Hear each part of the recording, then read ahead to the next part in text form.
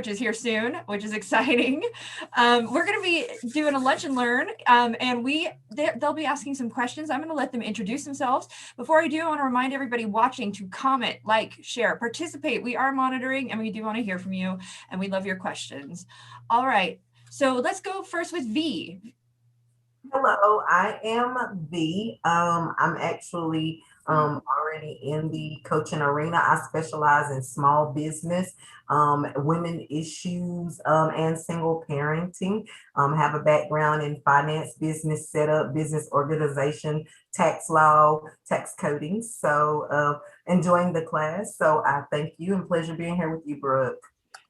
It's a pleasure to have you as well. Up next, I'm just going to go around. Michael C. Bryan. Hey, how are you? I'm Michael C. Bryan. I'm based in Los Angeles. I am a coach, an actor, and a writer.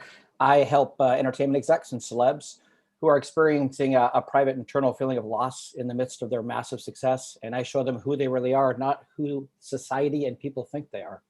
And it's fascinating work. And I moved to Los Angeles specifically to work more intimately with the entertainment community. Very cool. Up next, Robin.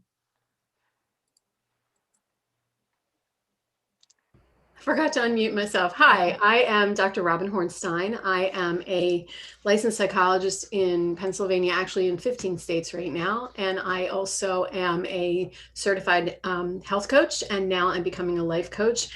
My specialty area is eating disorders. I am finishing a book on the intersectional look at how the eating disorder world works. And I work with people who do not like their bodies and are having trouble accepting them. And also I work with people who are yo-yo dieters. I also work with people with specific eating disorders. So I'm very excited to add life coaching to to what I do. All right, next up, Genesis. Hi, everyone. I'm Genesis Campos. I'm based in Connecticut. I'm actually a licensed master social worker over here on our way to becoming a licensed clinical social worker, really close. But I'm here to learn to become a life coach because for me, as much as I enjoy therapy, I know that therapy is not for everyone and I still want to help people in different ways. So the clientele or just the people that I'm willing and, more excited to work with who would love to work with me as a coach are, young females who are really looking to just learn how to love themselves authentically and to really just increase their self-care. So that way they just have, increased energy, that drive and really just that trust in themselves to be able to go after their dreams and really just sit in their trust in themselves. Very cool. And next up, Juliette. Hi, I'm Juliette Fortino. I am based in Tucson, Arizona. I am a child and family therapist specializing in child trauma. I am interested in moving into more coaching so that I can work with women along the lines of health coaching and body image as well, as Robin described. And last but not least, Jonathan. Hello, everyone. I'm Jonathan Shore. I'm based in Calgary, Alberta, Canada. Just really enjoyed this week. And I'm a GM with the Joey Restaurant Group. We have restaurants across North America. This is my, introductory class to becoming a certified life coach. And where I really want to focus my time and energy is on young men, particularly parents that feel stuck and just finding their passion and, getting them into action and to make a lasting difference in all areas of their life. Very cool. And I see we had somebody join us. Joe, would you like to introduce yourself? Oh, you're muted, Joe. It's okay. There should be I have this little background that it says Zoom call bingo, and one of them it's like you're muted. Dog barks. It's yeah. Hi everyone. My name's Joe Seifer. I recently retired from a 35-year business professional career, where I was an executive in management and technology consulting. And I've started my own one-person band, sole proprietorship. And one of the things I'd like to do as a part of that is career coaching, where I hope to partner with up-and-coming business professionals to help them focus and quicken the pace of their own career journey, so that they can really reach their fuller potential in it sooner than they might otherwise would, and be more satisfied with what they achieve. Okay. And we have one more story. I almost missed you. No worries. My name is Story Lynn. I am a professional educator. I'm a positive psychology coach as well as a diversity trainer. And I'm here to learn more about life coaching and really, really excited to incorporate some of what I'm learning this weekend into my practice. Really happy to be here. We're happy to have you guys. I mean, as always, welcome to the family. We love, it's so cool to see. This is a very diverse group of people with a lot of background and experience. Like we have psychologists, we have master social workers. I mean, this is impressive. Educators, professional ones. I mean, it's just you guys, it's a testament to the fact that this course is good for everybody, no matter your experience level, and that it is in fact beneficial to folks who have a great deal of training. And so I appreciate that you guys are here, and I appreciate that you're sharing this with us. And do you guys have today anything so I'm the Chief Operating and Marketing Officer here at Certified Life Coach Institute. My background is in business, entrepreneurship, creative design, all kinds of things. I'm one of those people who says yes to life, and I have done a lot of things as a result, and I'm very proud of that. From a family of entrepreneurs, and marketing and sales is something that I find everybody needs to be have at least a little bit of knowledge when it comes to that. So if you guys have any questions, I would love to field those questions for you. Otherwise, I've got some other things we can do as well, but I'm opening the floor up first to start.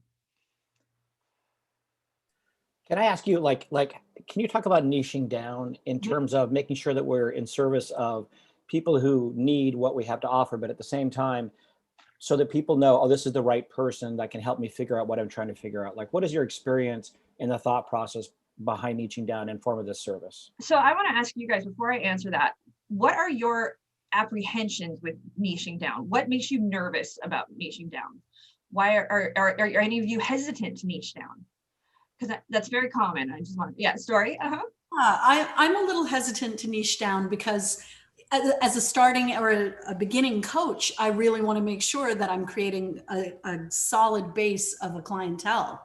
So I'm concerned that if I narrow it down too much, I might be preventing myself from reaching a bunch of people that maybe is equally rewarding to me as a professional. And that is probably one of the most common, I think, things that most new coaches absolutely have, that fear and that concern, without a doubt. What I will tell you though, the benefit of niching and doing that is you're still going to reach a great deal of people. It's that your energy, your resources, and your time will be used in a much more successful, more efficient capacity by niching. And not only that, but niching, when you're targeting people, they're going to refer your ideal people to you. So your ideal clients are going to refer more ideal clients, and they're going to refer more ideal clients.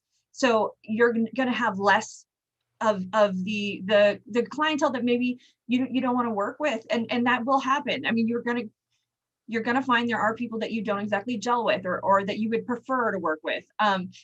Doesn't mean you have to turn people away though. If your marketing reaches people and they're not exactly in your niche, in your world, you can still speak with them. And if you feel like you can help them and it's a good match, work with them. We're talking about your marketing. That's what we're talking about. We're talking about where you're going to expend your resources and your time, because there's only one of you. And it is a great deal of work to market a business, especially if you are entrepreneurs, because it's you. It all comes down to you at the end of the day. And that means that your time is very valuable and it will go very fast. And same with, and so there's a level. If you are spending a lot of money, it's less time usually because you've got people doing it. But if you don't have that money to spend, then you're going to be investing a great deal more time in your marketing and your sales. And the reality is you have to market yourself as a coach.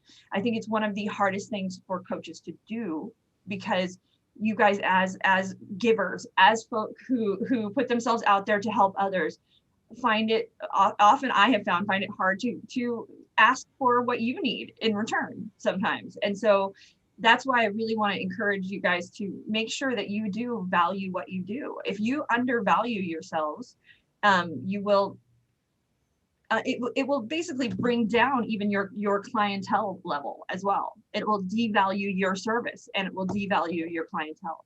So people, yeah, go ahead, sorry. Yes, I see you. Is there any problem with creating a niche for two different groups that you know you want to work with? So yes, there is and there isn't. So in the marketing world, if I am clicking through the internet, if I am clicking through social media, and I am interested in, give me one of your niches. Working with divorced women who are looking to recreate their lives. So I'm a divorced woman and I'm clicking through and I want help with that. And mind you, decision making is emotional. Don't think for 1 minute it is anything but emotional. People make their decisions from an emotional place. They are fueled by and motivated by emotion. So if I'm a divorced woman, I'm clicking through, I'm upset, I'm looking for help. I'm looking for a person I can trust, right? And a service that's going to give me what I need. If I am clicking through and I go from divorce, and what's the second one you have? I would like to work with transitioning elders. Okay, so the whole road to you, that route to you, the path to you, should say divorce, divorce, divorce, divorce. If suddenly I see transitioning elders, I'm going to go, oh no, wait, am I in the right spot? What am I doing here? And I lose that faith, that trust, that foundation, because we as people do not trust on the internet. So while you can, I'm not saying you can't, know that what you will be doing is dividing your resources if you're marketing correctly and efficiently. Because the whole path should be consistent. It's how you build trust. So that is critical. So yes, you can have a homepage where both are listed, but then in that case, for all of your marketing, you need 2 separate landing pages. So one for the divorce, one for the transitioning elders, and know that it's basically dividing your energy and your time, and your resources as well. Absolutely doable. Now, I'm not saying it's that you can't broaden your horizons. You can. My best recommendation when starting out is to begin in a really strong place, get that solid, get it to a point where, and you're going to learn a lot in that process, and then branch out to the next one once that one's in a good spot. And you'll have learned so much from doing the first one that it'll make the second one even easier to build out at that point. But sort of one step at a time, one lily pad at a time, if you can. Can I share something, Brooke? Yeah, absolutely. Because it's very funny that you said this, because the reason I'm in a life coach class is because as a health coach, I started realizing that the clients that I was working with, some of them were starting to ask questions or want to work on issues that were outside the health coaching realm. Mm-hmm. And I didn't advertise for that. A lot of my business is word of mouth anyway. But all of a sudden I was like, somebody wanted to put hold on the work we were doing around body image because it was feeling better. And they're like, you know what? I really have this big test to take. And I'm like, oh, this is a whole other thing here. So let me add this. So it kind of true. Yeah, that's the thing is we are, as people, we are not,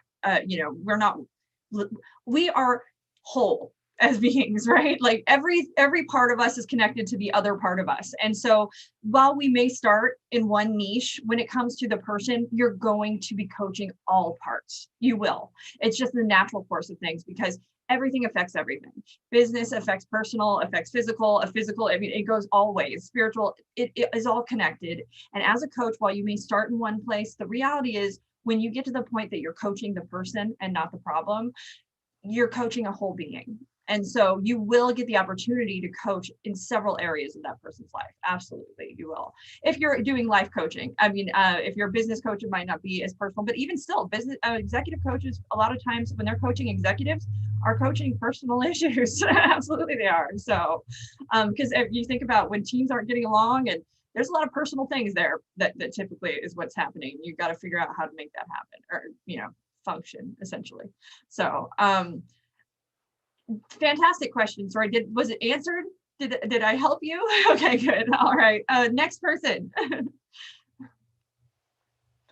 Oh, we have, hi, Ashley. By the way, we have somebody who's commented. She says, she doesn't want to pass up the opportunity that might be a good fit. So see, this is a very common thing with new coaches especially. But Brooke, what you'll find by niching is it will actually help you out a great deal. Yeah. Yes. So, I just wanted to say, in my other life, I'm a marketer and I'm, given that up to become a life coach.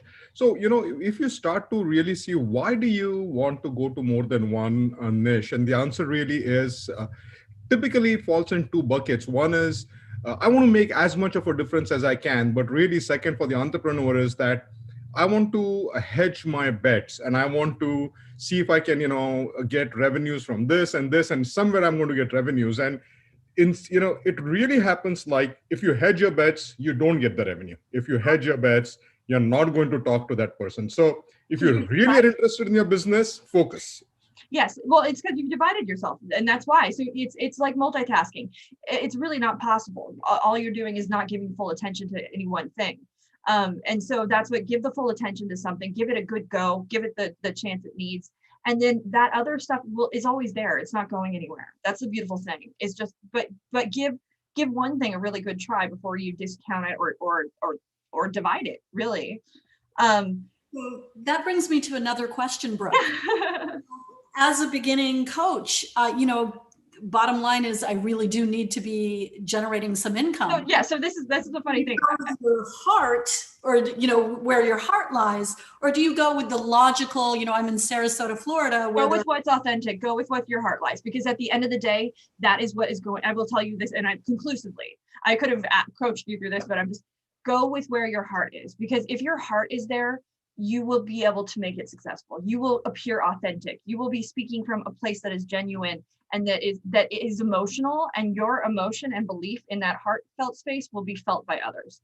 And that will make them connect to you on an authentic and emotional level. So without a doubt, because if you're doing this 12 hours a day, we'll say 12, and that's fair. I've done 20-hour days, 22-hour days, but you've got to be passionate about it, right? You have to, otherwise it's just going to be miserable and empty. So I think it's very important to stick with that heart space. And whatever that heart space is, there is room for it. There is somebody who needs that. So there is a way to generate income there. And you'd be surprised when it's inauthentic. Again, just like Avjit said, it's one of those spaces where when you're not being authentic, when you're dividing yourself, you're not going to be as successful as when you are being an authentic, genuine being and authentically excited about what you're doing. I always say you have to sell yourself first. You have to believe in yourself first. You have to sell that you are this coach. If you want to be whichever coach you want to be, if you want to be huge, you have to first believe that you are for anybody else to believe that you are. And in order for you to do that, you have to believe in yourself and what you're selling. You absolutely do. So it's crucial. Which I was reading, I spend my free time reading about marketing and coaching and anything to do with marketing and coaching. That's pretty much what my life is outside of film. And I was reading a neuromarketing article last night, and the 4 primary things that cause people to actually motivate people to purchase, motivate people to buy, to pull money out of their pocket is typically they want to earn more money, they want to save money, they want to save time, or they want to avoid effort or pain.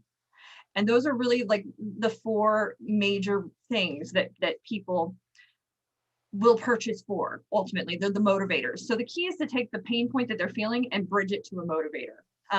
So can I ask a question? So if the methodology that I create, like I've got a new program called Come Alive coming out, and then that it's about taking the shadow side of us, the dark emotions that we have, and leveraging those into their superpowers, right? I love Yeah. it. It's cool.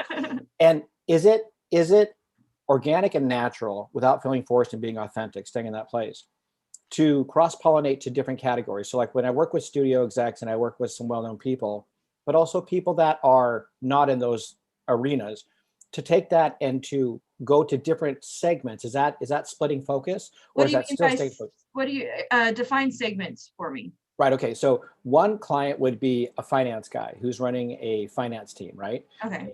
He's someone who's financing films, or there's someone who's actually a streaming or studio exec. So there's that person, right? Then a very famous sports figure who is coming to me. So they've got the image and the persona stuff. Okay, so what you're saying, because you have an ideal client and you're getting very specific with that, which is good. It's a good thing. What do they have in common? They have the image of who people think they are and who they really are. So they have this persona thing going on. Mhm. And at the same time, they're trying to figure out how to take that emptiness, that all the acclamation of things, all the accumulation of all these things, or these wonderful things we all want, that has not fulfilled them, to Mhm. find out how to feel fulfilled in the midst of that and not stop continuing to create bigger things. So let's get this really simple. Let's Yeah. make it even simpler. Yeah. What do they have in common? Okay, you narrow that down. What Mhm. in 3 words, what do they have in common? Persona, identity, Mhm. affluence. And athletes, success. That's what I was gonna. So that is, you're niched, right, to some degree, and entertainment too. It sounds like they're all in some degree in the In entertainment. some degree, yeah. They're visible to the public. Yeah. So that is, I think that's narrowed enough that you're okay, because Okay. they're struggling with the same things. Okay. If you were treating several different, like if just keep within the niche of that pain point, Mhm. that audience, that persona, that that audience is suffering from those things, and I think you're fine. Okay. It's not too generic. It's actually very specific. Okay. And then taking the Come Alive methodology and applying that to them, no matter what their role may be, that works, correct? And that's yes, still keeping it- absolutely. I mean, because Okay, you're speaking again to the person, not the profession. correct. Right. That's Yeah. correct. Yeah, and they've identified sometimes with the persona, so they don't know who the person is. Yeah, exactly. So Yeah, that's yeah. so I think you're good. You're on the right track, and especially with regard to niching. So Yes. Okay. very specific audience. So Awesome. Thank you, Brooke. Genesis, did who want? Yeah, but I think I asked her right as she took a bite of food. Or Jonathan, do you have any questions? Nope, just listening. Okay. I think kind of listening to you guys, because I did step away to go get my lunch and come back. I feel like I had some thoughts earlier that I feel like you already kind of touched upon, Brooke, because it's really funny. It's as I was walking to get my lunch and come back, I actually gave that similar advice to someone really close to me, because they were saying that they are stuck kind of in between this fork of trying to decide what they want to do and going back to school, because part of them wants to say, I just want to get into something that it's financially stable for myself. I make the money. But then there's that other side of like, they want to follow really what their passion is, which is kind of similar to maybe coaching or therapy or something like that. And she may be someone I may be referring if she doesn't want to go this long school route, but still help people. And I let her know, like, hey, if you follow your passion, the money's going to come. There's that quote out there. And it's true, because, I'm not making big bucks yet, but I definitely do see that, watching other successful people, like they're following what they really, love and enjoy. And that's why a lot of times I'm sure you can work those 20, 14 hours. But I'll say this, there's different schools of thought here. Some will say, keep your day job. I went the other route. You have to be hungry you basically have to be hungry to get there. You have to starve in order to work to get what you want and to achieve your goals. Because if you're comfortable and complacent, you're not going to do much. Like if I'm full and I'm not stressed, there's no driver like that hunger, right? That pain point. That pain point, right? It's a real good motivator. And honestly, it worked for me. It does not work for everybody, but it certainly, and it accelerated my process too, I think, because I don't know. It's just the way I just, every minute of my life was spent building and building and building until I had had exactly what I wanted. I'm still always growing though. Like, so now I'm starting another business, of course. So that is also the other element, that fear is a good thing. That fear means that you care about what you're doing and what you're going into. If you have anxiety, if you feel anxious about something, if you feel out of your comfort zone, that's probably a good thing, right? That's probably means that you're pushing yourself further than you would otherwise push yourself. So don't let it rule you. Take that fear, acknowledge it, say, okay, you served a purpose, you've protected me, you've done a good job, but I'm going to set you aside and I'm going to push through it, and I'm going to see where this takes me. And that's what's cool about that is also like fear is actually excitement. And when someone said that to me, that fear is not fear, but it's actually excitement. That sort Yes. of, it didn't make me, I didn't freeze up. I actually took action. Like, wait a minute. So this emotion is a label that it's actually not, but it's this emotion. It actually spurred me to take action, which was awesome. Yeah. Yeah. But my dad has always said to me, if you're nervous about it, if you're scared, it means you care about it. It means it means that you care.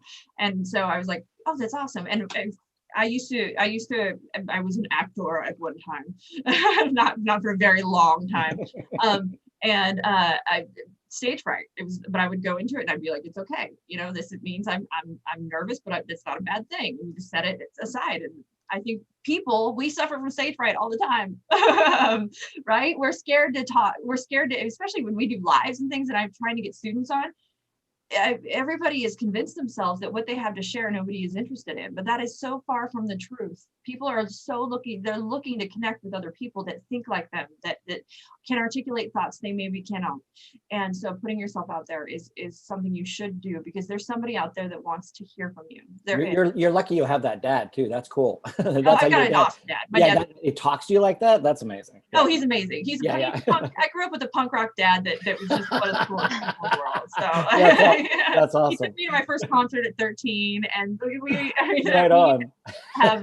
He's an amazing man. So that's great. That's cool. Hey, Brooke, so I have a question here for you real quick. Mm-hmm. So we talk about marketing and we talk about, sharing, our resources and things like that. What's your thoughts about, partnerships and then coming together, pooling resources if your audience segment is the same? If your audience, yeah, absolutely. Partnerships, and even if they aren't, and partnerships on many levels, I am so for that. It's one of the best forms of, as you should know, if you're from marketing and in the marketing world, co-promoting, that is when it gives you access to an entire audience of people you may not otherwise have. And it also helps, you can divide resources that way. Make sure it's somebody you trust and somebody that, there's that element, because again, another father saying is that he would say the worst ship in business is partnership, because he's had bad experiences, but there's enough room for everybody out there. I firmly believe that there is resources, there is abundance. There is for you out there what you want. And these people in this room with you are not your competition. They are your fellow support systems. You guys should stay in touch. You should help each other out. You should refer to each other. Getting in touch with therapists, getting in touch with psychologists, with anybody that you guys can refer to one another, that when their clients reach the point that they're ready for a coach, they can refer to you. That if you have a client that is maybe that needs referring out for therapy, you can refer to them, and creating that reciprocal relationship can be just a beautiful thing. And you can do that with, if you're a health coach, partnering with trainers, partnering with gyms, things like that. It's or nutritionists, and it's these people that are in this world and in this room. You guys should be giving to one another, because if you put it out there, you're going to get it in return. You absolutely will. That's the same mentality is that what you should have when you approach your social and your marketing. Give, because you'll get it in return. And by giving that information, putting yourself out there, what you're doing is establishing yourself as an expert. Mind you, in this entire class, we've said to you, you do not, you're not advising, the door shuts and you are coaching, you're asking questions. It's not about you. But when you're putting yourself out there to the world, your story and your experience is what will make people trust you. It's what will help you to know which questions to ask in that particular situation. So don't be afraid to share that, but always make it about them. Always make it about them. Can you speak about that fine line between not making it about us, but making it about them, but also sharing how do you share that in social, because my story I talked about a lot, but how do I talk about that and make sure that people feel that really it's to help you understand your life and your purpose and why you're here? You set an intention. You guys set an intention for this class. And with everything that you're doing, make sure that you begin with the intention being about them. Mm-hmm. You can share your story in the middle, but that story should be crafted for them, should be crafted so that they it shows the benefit they have, the experience they have for them and their benefit. Your about me is about them at the end of the day. What do you think? You said your about me is about them. It is. Oh my God, that's my new bumper sticker. I have another thought to that, Michael and Brooke, and I hope this fits in, because I know Dan, said this earlier, and I use it a lot as a therapist too. The stories you want to tell about yourself that will connect to somebody else, what feels really right is telling it as a story, not as a memoir. Mm-hmm. And so it's not about sort of saying, I have lived through every single one of these things. I know exactly what every single one of these things feels like. I think it's when it's crafted well, it's like, I was working with somebody, or I saw a movie, or I saw a book. And I feel like when you frame it that way, people get it. But it doesn't take the story back to tell me more about yourself, which is, I think, as a coach, exactly what we don't want. Does that make sense? I think and I agree, especially in the coaching environment, once the door shuts, without a doubt, don't make it personal. I think in your marketing, you can have a personal element to it. You can say, but I wouldn't be assumptive, because just because you experience something and it was a certain way for you does not mean that it will be the same for somebody else. It's sort of like softening by saying, this was my experience and this was my understanding. If this relates to you and this makes sense to you, great. But it's not assuming that this is going to be something that they understand. Is that like what you're talking about? Exactly. And it's not, you can't assume that what they're going through, because their perspective is uniquely their own. Correct. And so if you present yourself as somebody who has all the answers because you have experienced it, in truth, you are alienating people at that point, because you're being assumptive, and perhaps. It's like what Robin said. It's like just tell the story, tell what the experience is. People will derive the meaning out of it, but I love the intention behind it. We're going to run it all through our selfish filters, which is fine. We're supposed to have these filters. It's our subjective filter, and everything we experience is run through that filter. It's undeniable. So whatever you share, they will already be applying to themselves. You don't have to do that for them. Yeah, because we all do that. Because we read something, we always think, how does that relate to me? Mm-hmm. So the way to be of service in this work is what you're saying is, don't hold back the details about your life that you're comfortable with sharing, but always know, just sort of tell the story and honor it up with the intention. I hope this helps you in some way. And I will say that what you said right there is very important. And it's very important to define before you start putting these things out there. Define for yourself what your boundaries are with what you are comfortable with sharing, what works within for you, what works in your brand, what you feel is something that you want to share and put out there, and have that definition before you go out and start doing it. Because sometimes in the moment, it's hard to know that. It's hard. I mean, with regard to anything, taking the time to set the intention with yourself and the boundaries before you go out and put yourself out there is very important. That's very smart. What would you say are the determiners with which you might want to apply this is good or not for what it is? What feels right? Like, is there a way that you have a methodology? Okay, cool. Yeah, I mean, honestly, it's up to you. I would always be asking, always set an intention. I can't say enough. It's so important. Always ask yourself what the purpose of whatever it is you're doing is. It's just like you should have a call to action. It should have an intention. Anything that you're doing should have an intention behind it. You should take, and that's so often we just go in autopilot and we do, okay, we're doing good. But if you take that moment and go, what am I doing this for? Why am I doing this? What is the end goal? And defining that can make a huge difference in the choices you make along the way. There's two really strong questions that you can use. And what do you want? And then what will it get you, or what will it give you? And you can keep using those two questions. What do you want and what will it give you? And refine it down. And it's really, you can actually reverse it with your clients too, to figure out your clients' pain points. What do they want and what will it get them? You know why that's so insightful? Because I've always say that I think if we have a secret means to an end when we're communicating with someone or putting something up, I think people sense that. And we can be perceived as disingenuous, where there's no means to an end from them, but just a sharing with that pivot. I think that's very smart. Yeah. And that's, and so that getting to the heart too, getting to the emotion, getting to that, and that's where that drives. So if, as an example, did somebody pain point or an elevator pitch want to share? Everybody's terrified now. They're like, I don't want you. No, I can share. Okay, perfect. Thank you. Sure. So my name is Abhijit, and I work with senior executives in growth stage companies to deal with uncertainties and pangs of growth so that they themselves can have a fulfilling work-life integration as well as create empowered and engaged teams. Okay. We're verbose, but we can work on this. So what I'm hearing, I'm going to ask you from that, Sure. what you shared. What does your client want? What my client wants is that they are a 100% company or 150% company, and they're looking at growing it to 200, 300. Their revenues are growing, and they're like, they're a startup, and they're probably they've done it before, they've not, but they're really looking at growing, and they're like frustrated. Bro. There's so many things happening, and they're like, oh, how do I deal with all of that? Like, it's like going on like that. So what I'm hearing is they want growth. What else do they want? When you say there's what else do they want? Peace of mind. Peace of mind. So growth and peace of mind. What will growth get them?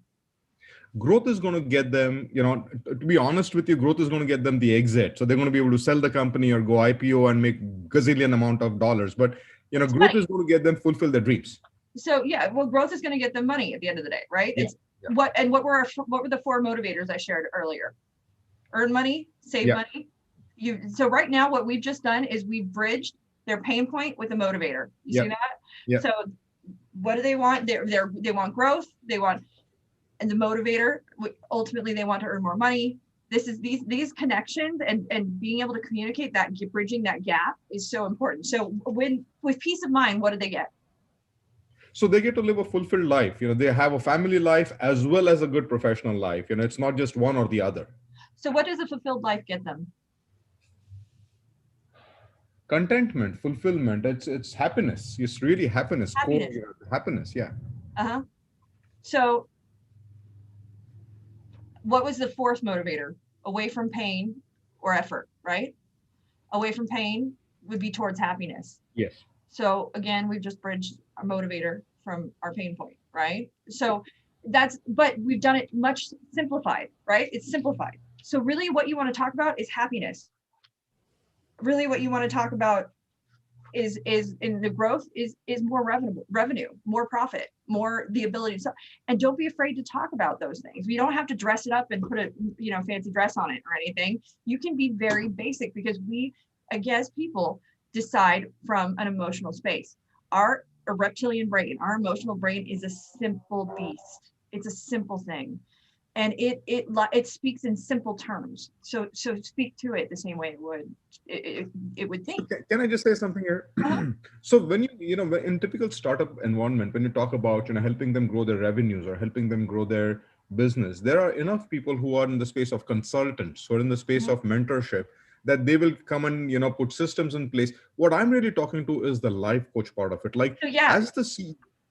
That's your unique selling point. So then that was the next element of this. Once you go through, you figure out the pain point, you figure out the bridge. The last element is then how are you going to solve their problem in your unique system? You're going to create your own unique system, and that is life coaching for you. That is coaching. So now what you have to do is say, this is your solution. The solution is within my system. This is my system. It is uniquely my own. It's my, it's my property. You get this when you work with me, and that will be you and your unique selling point, your unique system, your unique thing. So let's talk about that, right? Let's talk about, so your revenue, you're going to get them happiness. How are you going to do that?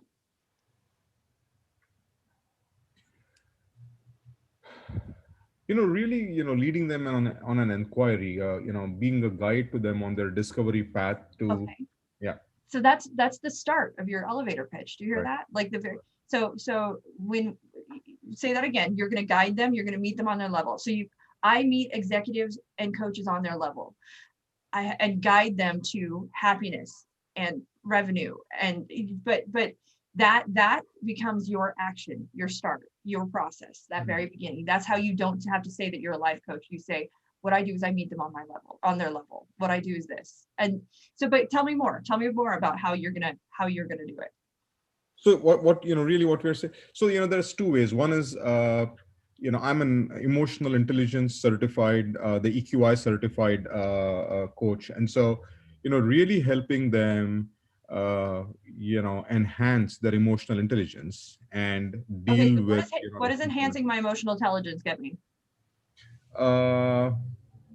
Really the ability to talk with people, deal with people, take care of your emotions. But what it really gets you again is peace of mind. I mean, imagine how many times you're frustrated because of your runaway emotions. And so peace of mind, stability, calmness.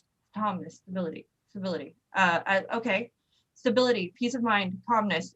These are coming across. What does being stable and calm get me?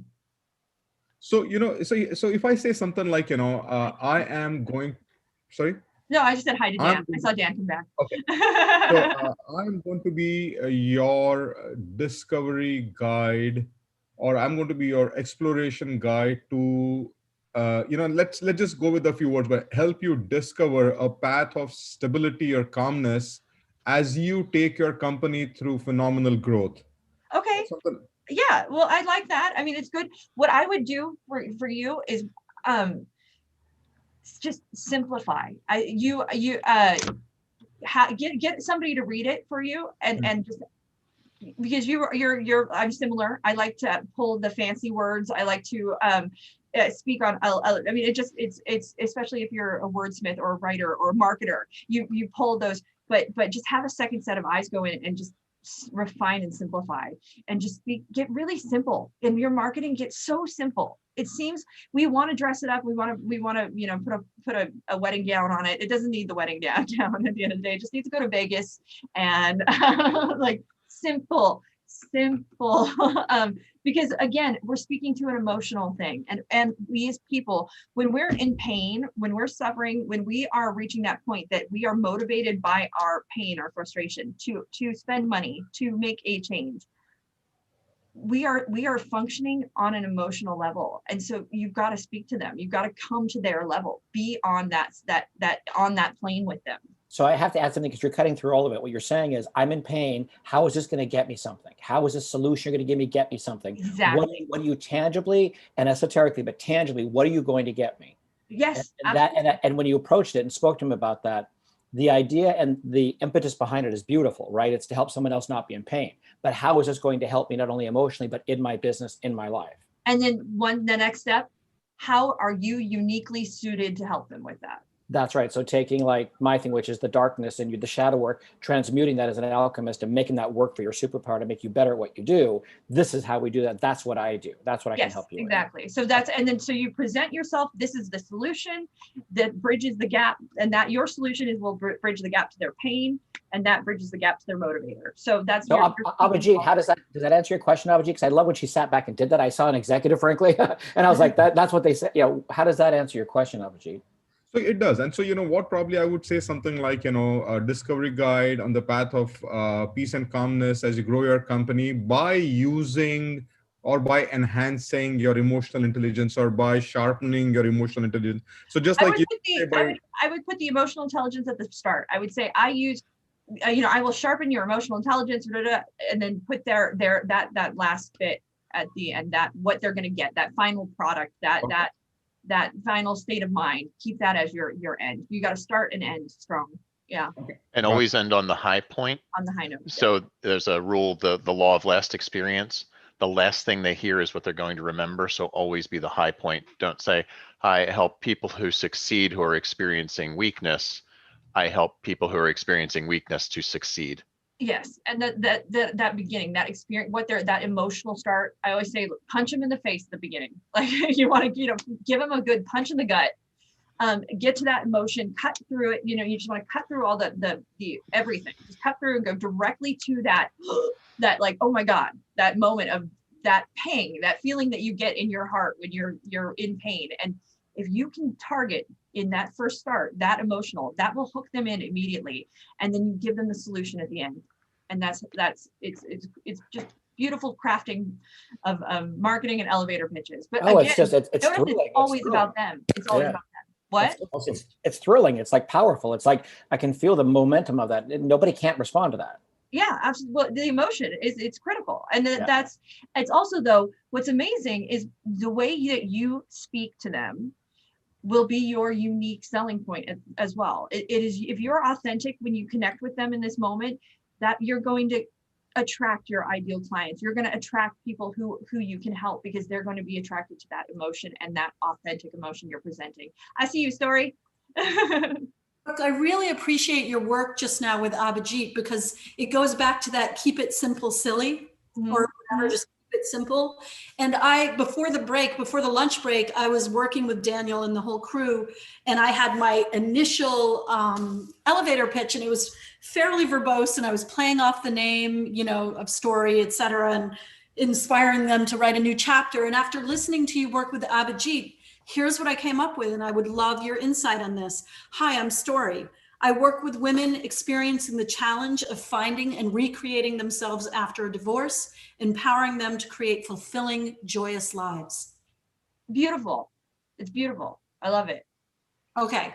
It's so simple, but I understood every word. There's no question mark. There's no confusion. There's no, you cut through, and I got it.